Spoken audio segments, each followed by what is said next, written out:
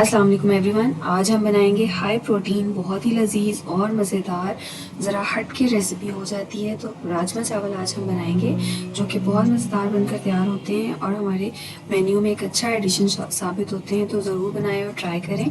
तो जल्दी से रेसिपी को स्टार्ट करते हैं। इसके लिए आधा किलो राजमा लेकर इसको रात भर भिगो के रख दिया था, तो ये अच्छे से फूल गया है। अब इसको प्रेशर कुकर में निकाल कर इसमें डालेंगे 1 चम्मच नमक, आधा चम्मच हल्दी और 1 चमचा कुटी हुई हरी मिर्चें। तो अब ये सब चीज़ें शामिल करके इसमें पानी शामिल कर दिया है इतना कि राजमा इसमें अच्छे से डूब चुका है और थोड़ा सा 2 इंच उससे ऊपर है पानी। सब चीज़ें मिक्स करेंगे और इसको कुछ भी नहीं करना, इसको सिंपली बॉईल कर लेना है। तो ये देखें, आप चाहें तो इसको 10 मिनट का वेट लगा के चेक करें। अगर ये गल जाए तो ठीक है, ये काफ़ी जल्दी गल जाता है, लेकिन समटाइम्स बीन्स का फ़र्क होता है तो पास टाइम नहीं भी गलता। तो आप इसको 10 से 15 मिनट बाद ज़रूर एक दफ़ा चेक कर लें।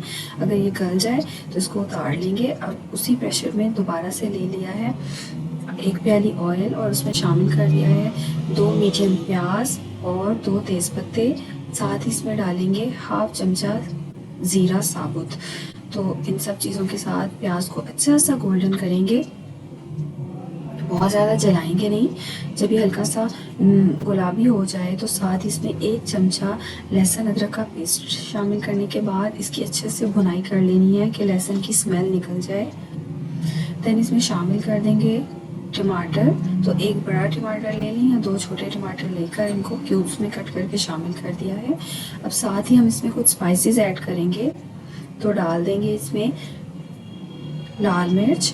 तो मैंने इसमें लाल मिर्च 1.5 चमचा डाली है। आप इसमें अपने टेस्ट के अकॉर्डिंग मिर्च शामिल कर सकती हैं। हल्दी हमने ऑलरेडी डाल दी थी, लेकिन यहाँ पे मैंने फिर से चुटकी हल्दी दोबारा डाल दी है। सूखा धनिया डाला है 2 स्पून और 1 चम्मच नमक और डाल दिया है।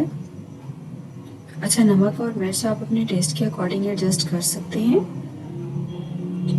तो अब मसाले के साथ और टमाटर के साथ अच्छे से इसको भुनाई करनी है, यहाँ तक कि सब चीज़ें बहुत ज़बरदस्त यकजान हो जाएं।